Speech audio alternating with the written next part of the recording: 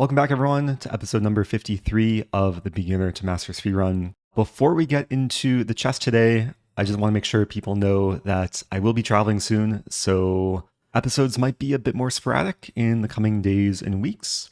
But I also want to let people know that if you somehow missed my previous announcements video, there is a promotion going on in June. The website ChessMood is unlocking all of their courses completely for free. And all you need to do is click the link below in the video description and give your email address, and you can get 500 hours worth of very high quality content through ChessMood. It's a great training site, and I'm very grateful that they've agreed to do the promotion for this month. So yeah, for this episode, I am coming in rated 1884 on a win streak of 162 games. So yeah, let's try and break 1900 today. Maybe I'll play some of the ChessMood opening repertoire, depending on what my opponents play. But let's just hop into the first game. Okay, first opponent playing erup 7770. I'll play e4. And opponent is playing the French defense. Against the French, I kind of like to do my own thing. I believe ChessMood recommends d4 and bishop d3, the so-called Schlechter variation. But I'm going to play a two knights variation, which I haven't played too much of in the speedrun. I do like to play the two knights against the French and the Caro-Kann. In this case, black is gaining space early. I'll reroute the knight to the king side. And this is a very typical formation in this opening, where even though black has a bit more space with the pawn on d4, white has pretty fluid development. And with bishop e5, I'm already ready to castle. I was maybe threatening to take and double the pawns. Now, it is important here to not play d3, because that blunders queen a5 check, losing a bishop. But castling looks fine. And d3 is coming very soon. Black plays a6. So yeah, I guess the drawback with having the bishop developed is if I move back, then it's just going to get trapped with b5 and c4. So I'll just take on c6 and play d3. And I have conceded the bishop pair, but I mean, the center is pretty closed, and usually in closed positions, knights are quite happy. Knights sometimes have more potential in these sort of positions. And the knights on the king side, they act as good defenders, but they can also be good attackers. If black ever castles, there's ideas of knight g5 or knight h5. Very often in the structure, a big plan for white is to get an f4. But that might be hard to achieve so soon. I am considering knight g5 though. Knight g5, because it unleashes a pawn and the queen. I'm calculating like knight g5, h6, and then queen h5. Pinning and attacking f7. And the ideal plan is really just to move the knight, play f4, and then probably end up moving back. I'm taking a moment here, but I'm not really seeing anything wrong with knight g5. There's other moves maybe to consider, like b4 could be potentially interesting, or c3. But I'll stick with my first impression, knight g5. I mean, there are a lot of cases where this move doesn't make sense, and you just get kicked and have to move back. But I'm hoping that this is a different case, where, yeah, if h6, I grab initiative, I expand. I guess there is a calculation, h6, queen h5, g6. And then the queen would have to stay on the h file. Black goes for queen c7. So creating the battery. Also defending the pawn preemptively. Now it looks like I can get an f4. The rook and bishop support the pawn.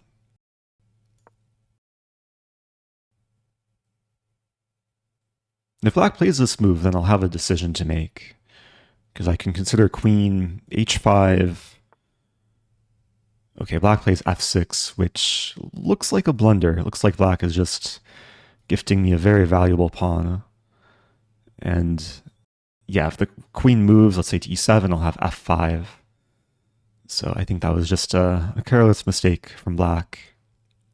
And if I can play f5, then the knight's going to be very powerful in black's territory. There is a funny move to consider here, queen h5, which pins the queen, and then if takes, I don't take back right away, I would take on g7 with check. But queen h5 could run into g6. There would be queen h3. So it seems like a choice between queen h5 or f5. There's actually another move here as well, knight h5. Because of queen e6, there's knight takes g7. But if knight h5, g6, it might get awkward. Like knight g7, king e7. It looks cool, but probably don't want to be a bit too clunky with my knights. So yeah, I think I'll just play the standard move. And nice thing about f5 is it opens up my bishop. So bishop f4 is very likely to come. Also opens up f4 square for the knight. But what to do? Thinking bishop f4 first. We'll likely trade some minor pieces. If takes, I can take with knight. And if takes on e6, I can take on d6. And then the bishop and the pawn would be attacked. Okay. Yeah, because if I take on e6 first, then the queen takes back and defends the bishop. So I don't want to give back a pawn. And I just want to win another pawn. Maybe eventually a third pawn as well. And this bishop is being restricted by my center pawns. Expecting bishop d7.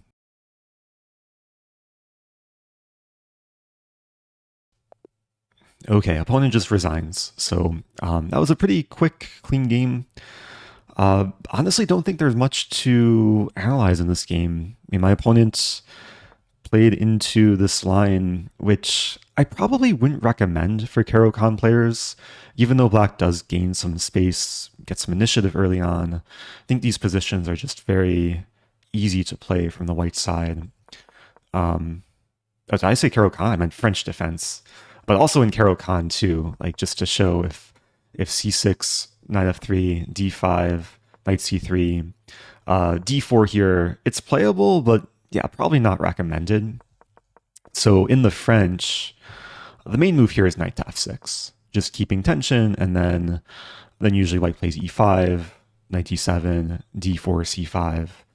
And I've played, I think, at least a few games from this position in the speedrun, but it just leads to a different structure. Now, what we got in the game, yeah, I think everything went quite nicely. I guess we can look at this moment, like after knight to g5, h6 would have been the best move, according to the engine. And I was calculating queen h5, trying to justify this, and then g6 and then queen h3.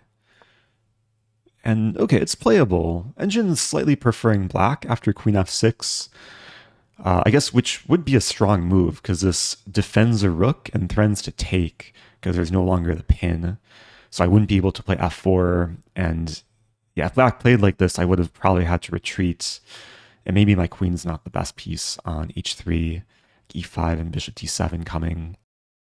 Okay, so perhaps a lesson for me there that I have to be a bit more thoughtful before jumping in with my knight.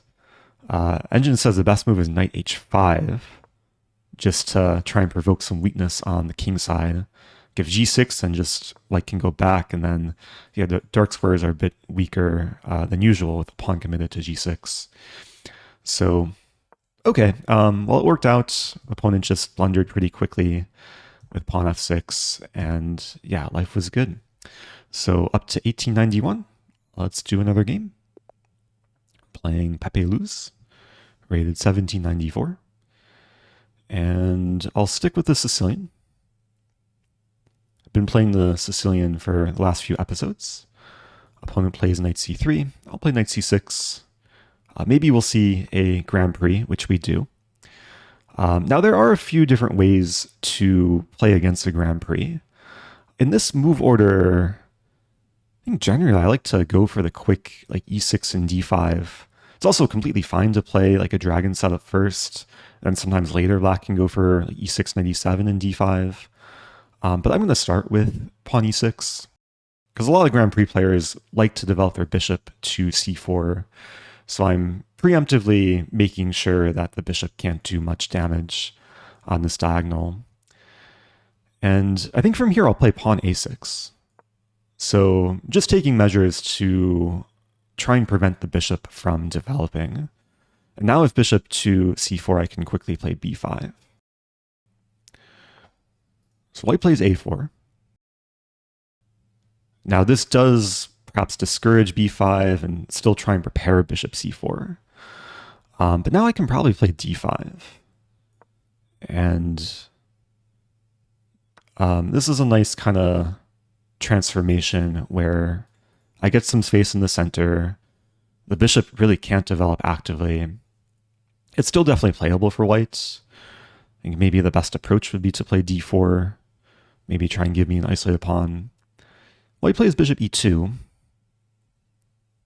And this does give me some options. I'm mainly interested in pawn d4 here, which is committal. It would attack the knight. Pawn d4, knight e4. If I play knight to f6, we trade. It's a possibility.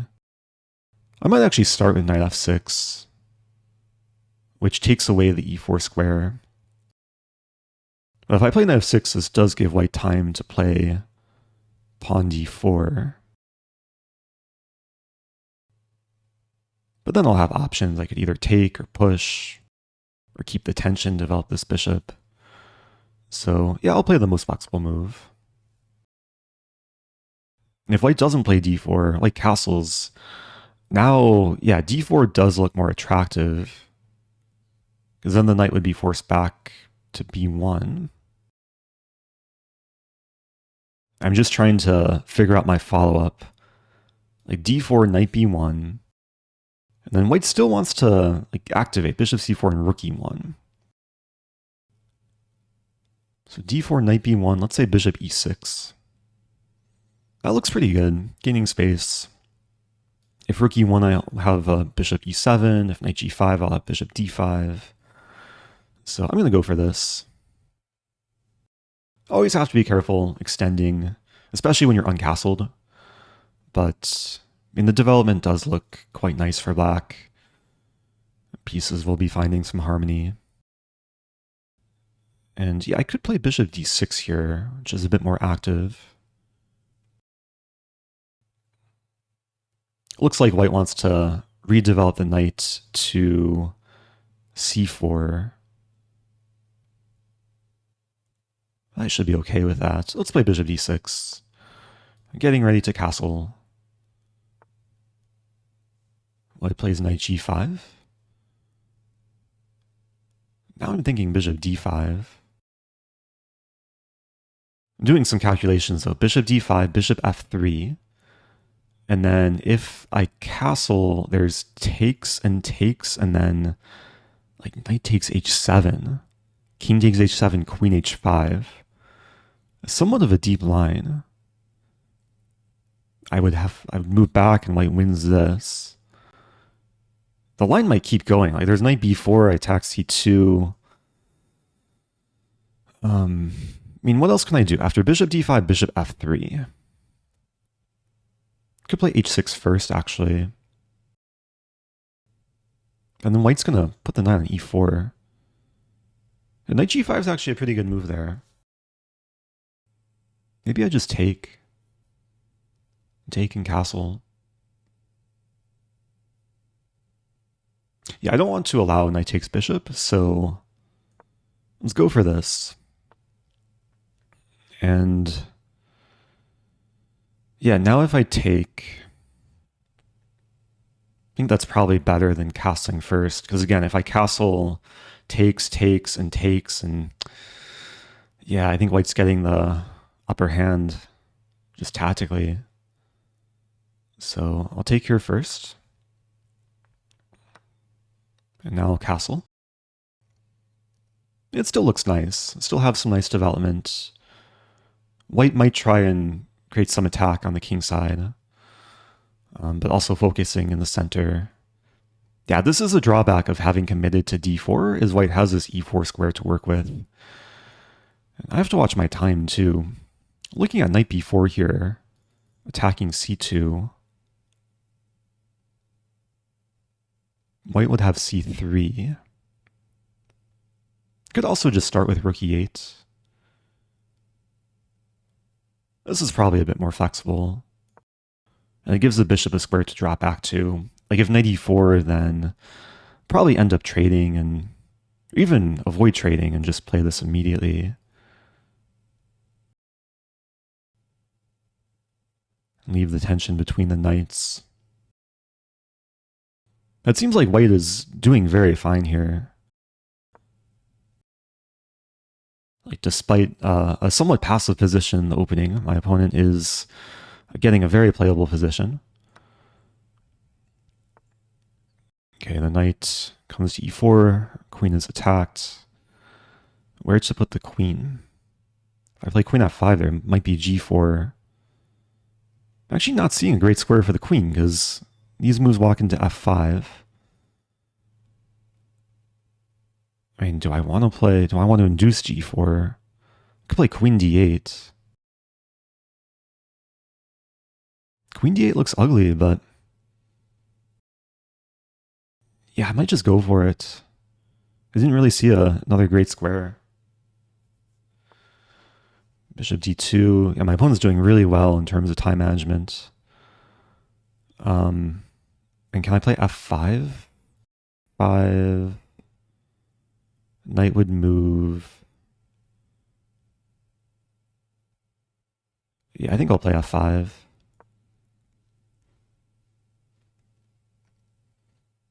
I'm preventing white from playing f5, also fixing this pawn on their dark square, which is good because we both have dark squared bishops. And now I have h6. I think the knight's going to have to retreat to h3. Now queen d7. Yeah, I definitely want to pick up the pace here. b3. I think it's time to double up on the e-file. It's the only open file on the board. Looks like we'll be trading a bit though. Like takes.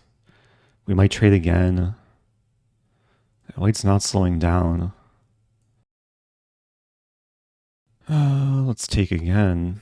Play queen e6. I might go for b5 at some point. Try and make some progress on the queen side.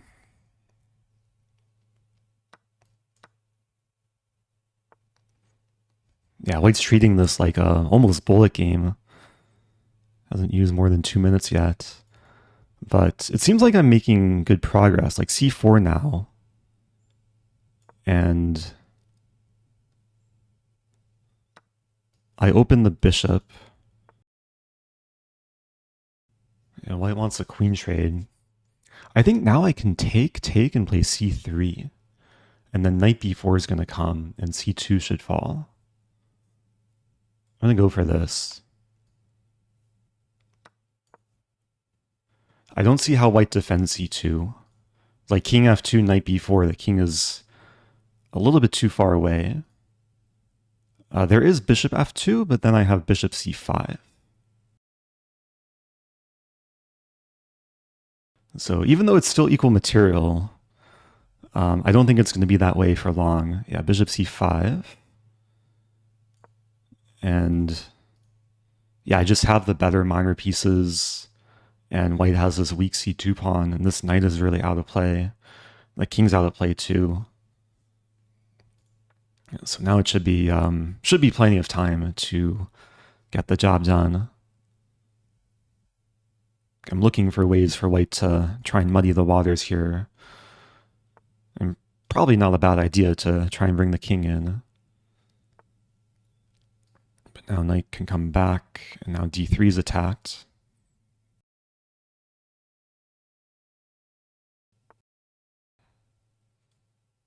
Win d3, attacking the bishop and the pawn. Okay, managed to win the game. Definitely wasn't easy. Like I was feeling the pressure in the middle game. My opponent played like a lot of natural moves, like nothing too crazy. Just like kind of held their ground, accepted maybe a suboptimal position in the opening.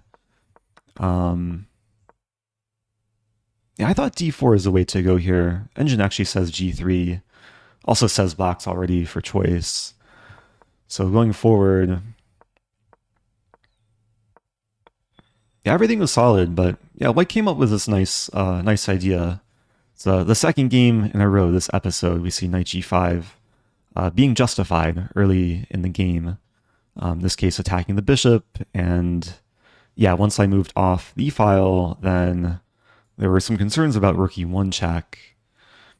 And just to show, like, I wanted to castle, but I don't think this is good for black because after takes, there's knight takes h7. Engine says this is playable. Yeah, I was calculating this. White would win a pawn. I had briefly mentioned this line, but I thought like white could take on b7 here. Apparently black is getting the upper hand, like even though white still have a pawn, rook e8 in there. Okay, there's good compensation for black. But I didn't trust myself to go into that. Played a bit safer, took on f3, and then yeah, it was a good fight in the middle game. Took some patience. Sometimes in positions like this, you just have to hold your ground, not self-destruct. I do like this move, f5. And maybe white should have played f5 themselves to unleash the bishop, also create ideas of f6. Because once I get to play f5, then I'm kicking the knight away, and this bishop becomes a bad bishop. And this is probably the kind of change of momentum in the game. Because then the moves were very natural for black. And even though we simplified a bit, I was controlling the e-file. And it was pretty quick to build up the advantage. I got in the c4 move. And I think white probably should have slowed down around here, because after takes queen e1, this just led to a losing endgame after takes and then c3. And yeah, I don't think there's really any hope for white. So I guess in this position, yeah, probably better for white to leave queens on the board. Engine says bishop e1 first, which does look like an ugly move, but it ensures that c3 doesn't come with tempo. And yeah, at some point, white wants to rearrange, like maybe king f1 and then queen e2 and then knight g1, even knight f2 eventually. So yeah, maybe could have been a bigger fight from here. But okay, won another game up to 1897. Let's do one more. Playing Aaron 9212. We'll play e4. Have e5, play knight f3. And let's play a Scotch. Pawn d4. Scotch is an opening I went through a phase of playing many years ago. And ChessMood actually has a whole repertoire around the Scotch. They probably have over 50 hours worth of instruction on this opening. And I know they recommend knight b3 in this position. And I have watched some of their like introductory courses on this line. This is not the most standard line. I think bishop e3 instead of knight b3 is a bit more common. But as far as I know, the idea is to eventually castle queenside and attack on the king side. And I'm pretty sure the move is queen e2 here. I'm going to play queen e2. At first, this move looks a little bit disharmonious because it blocks in the bishop. But the plan is to eventually play g4, bishop g2, and very often the queen will stand well on the square. Now, there's also ideas of bishop g5, which actually looks nice in this position, preparing knight d5. Yeah, I'm going to play bishop g5. h6, maintain the pin. g5, wow, okay, so I guess black can maybe afford to do this because they haven't committed to castling. have to move back to g3. And this does kind of spoil my plan of moving my g-pawn and playing bishop g2. So I think now the plan is to probably castle queenside quickly. Black plays knight d4. Opponent's being super aggressive. I was going to say castle queenside, move my queen, and then develop the bishop normally. Now I have a choice. I could take on d4. I could also just play like queen d3 or queen d2. I think I'm leaning towards taking, because after takes, I play queen d3 and I gain time on the bishop. And then I give my bishop a square as well. I should note that if takes, black won't be able to take the pawn because the rook would be hanging. And it's probably not great for black to play c5. Like, even though it does defend the bishop, gain some space, it would really weaken d6. So imagine, yeah, okay, the bishop moves. Now with this move, the first thing I'm looking at is takes, and queen b5. Checking the king and attacking the pawn. I could also take, and trade queens and castle with check. Maybe have a slightly preferable position. I could also just leave the tension and castle and create the pin on the d file. So a few options here. I'm going to start by calculating this. Queen b5. Black could defend with knight d7, blocking the check and defending the pawn. But then that blocks in the bishop and the queen, and I can castle. The knight would be pinned in two directions. So that looks pretty good. Like takes, queen b5. And if black doesn't play knight d7, then I win the pawn. I guess there's queen b5, king f8. But then I take the pawn, and yeah, the queen should be fine here. All right, let's go for it.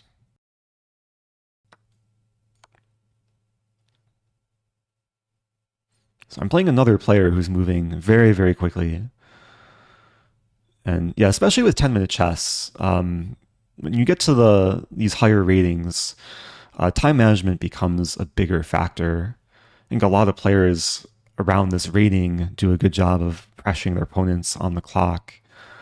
But it is important to know when to slow down and take your time in critical moments. Yeah, here, I think taking the pawn looks pretty good. I should note that I'm not ready to castle because the queen controls d1. But still options. I could play knight d5, which would probably force a lot of trades. Could also start with rook d1. Rook d1, there's queen e8.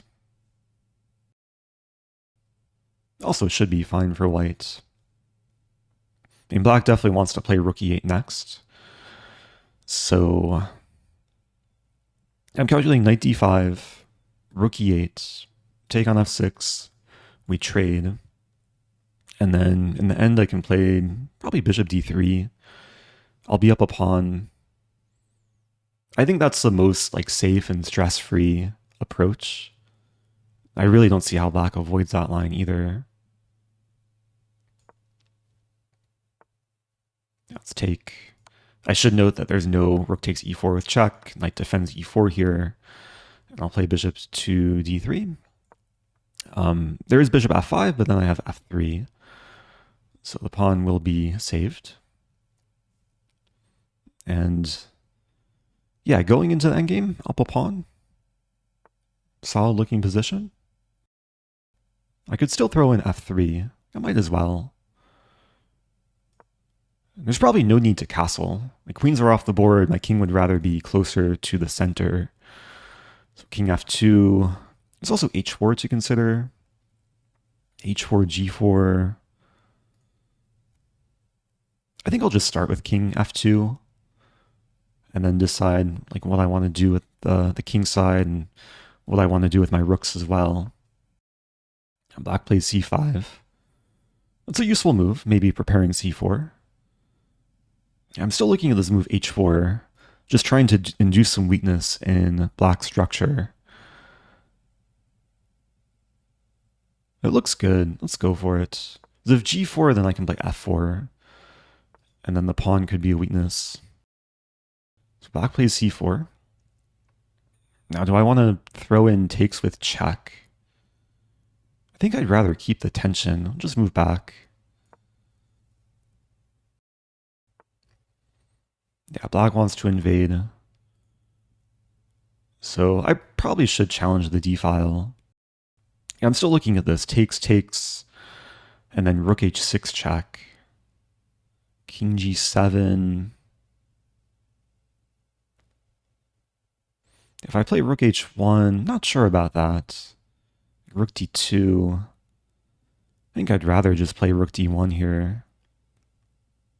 I guess if I play rook d1 and then takes, and then takes, and then takes. So maybe I should take first and then play rook d1. It's a safer option. So now I have both rooks on the two open files on the board. It's very likely we'll see a trade of rooks. King e5. Okay, I should probably play king into e3. I could also play g3. Let's start with king e3 though. Now there's an idea to play g3 and then f4. Expand in the center. Yeah, g3 looks quite nice. But I don't see how black is preventing this, and then I can probably expand further. And the dream is to have a pawn chain on the dark squares. If I can play f4 and e5, then the pawns combine very nicely with the bishop. I'll be kicking back the king. Like, there might even be some mating nets. Like, if somehow I could play rook h6 and f4, I'd be able to checkmate with a pawn. I mean, that might be difficult to actually force, though. Yeah, because if I play this, black can trade rooks. I'm still looking at this, though. It's interesting. Rook h6. Like, threatening mate in 2. If takes, takes. Still threatening f4. And if rook d8... I can't take too long here. If rook d8, f4... King d6, f5... I'm going to go for this. It feels like a little bit like hope chess, but I'm just creating a very strong threat. Rook's defended by the bishop. I think there's a lot of cases where I just win material too. Because now I'm not threatening mate, but I'm threatening to play f4, and once the king goes back to d6, I have f5, and the bishop is pinned on the 6th rank. And if black plays f6, I can check. I win the f-pawn. Now it looks like I'm winning the bishop.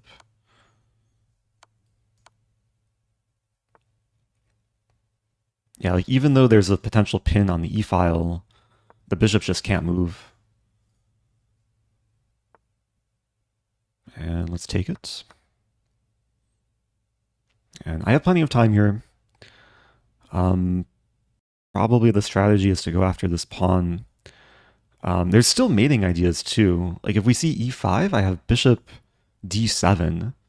I think this ends the game on the spot. Threatening the rook and threatening rook c6 checkmate. And there's no rook c8. Oh, wait a minute. It's not checkmate. It's not checkmate. There's king b4, which I forgot about. So let's calculate. Rook c6, king b4. Oh, but it's still forced mate. I have c3, king a4, and rook takes c4 checkmate. The bishop pins the pawn from behind. Yeah, for some reason, king b4 was a blind spot initially. This is nice. I guess a3 also works.